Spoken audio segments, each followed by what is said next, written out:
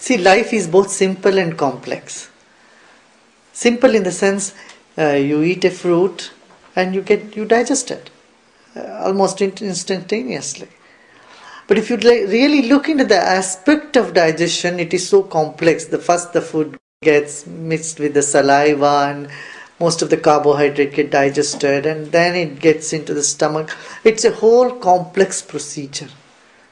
Right? In the same way, life is a combination of understanding and experience. Certain things you have to take it for granted. When someone says this is poison, you can't say, no, I want to experience it, only then I will believe it. Then you will be a fool. And you won't be there to even say, I have experienced the poison. So, you have to take from others' experience. You don't need to get a heart attack to know that you have a heart. So, to study about heart is an understanding. Right?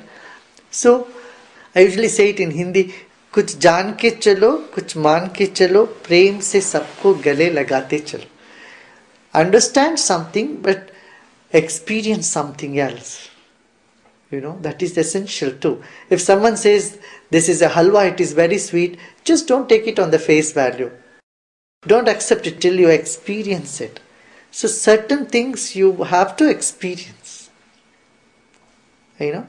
Someone says this music is very good, but you have not heard it, then you can't just repeat like a parrot that music is very good, which you have not even experienced.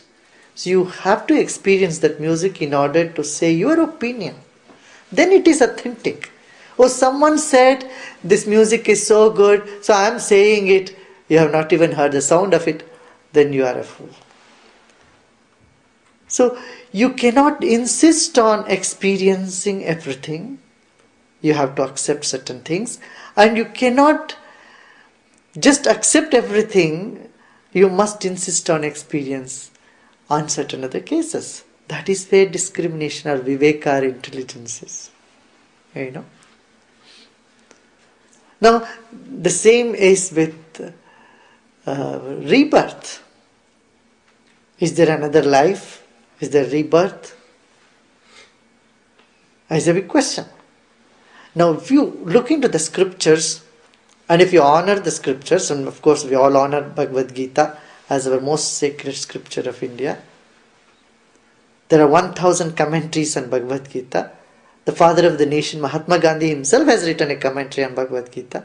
And Bhagavad Gita is full of evidences about rebirth. In the very second chapter, Lord Krishna says, many times we are born. Life and birth is a cycle. And the second chapter, fourth chapter, again says, Bahuni me vyatitani janmani tavacha Arjuna.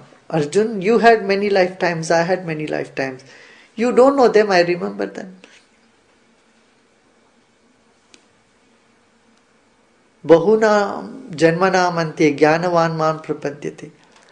In 6th chapter he has spoken about it. In 7th, 8th, 9th chapter. Again and again it is repeated that we have many lifetimes. And Upanishad says 1000 rishis have recorded as their experiences the evidence of there has been life before and life after. And as recent as now, read Edgar Casey's Book of Many Mansions. And then many psychologists today are using past life regression as a therapy. It's beyond doubt established in today's world of psychology.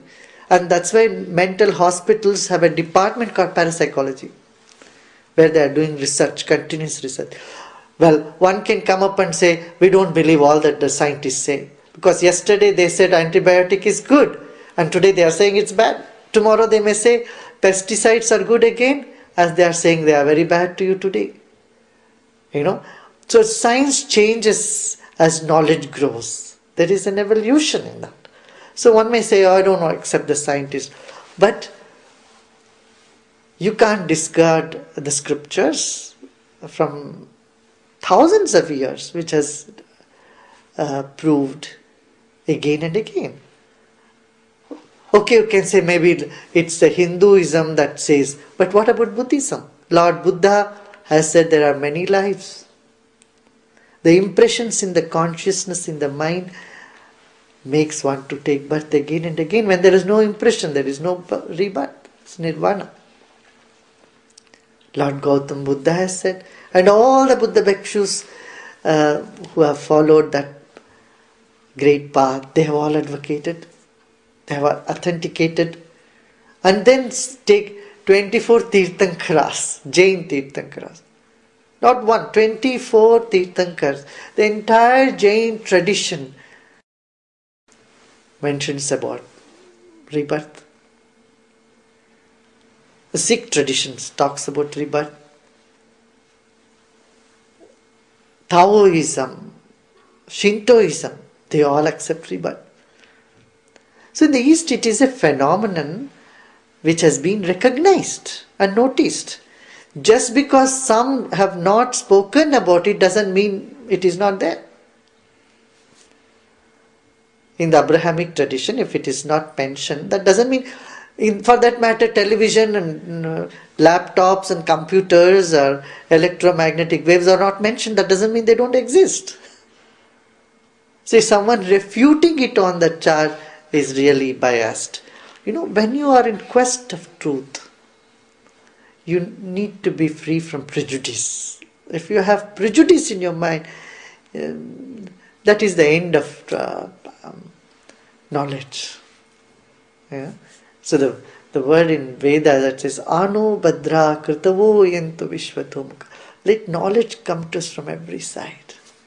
And let us analyze, understand, experience and accept it.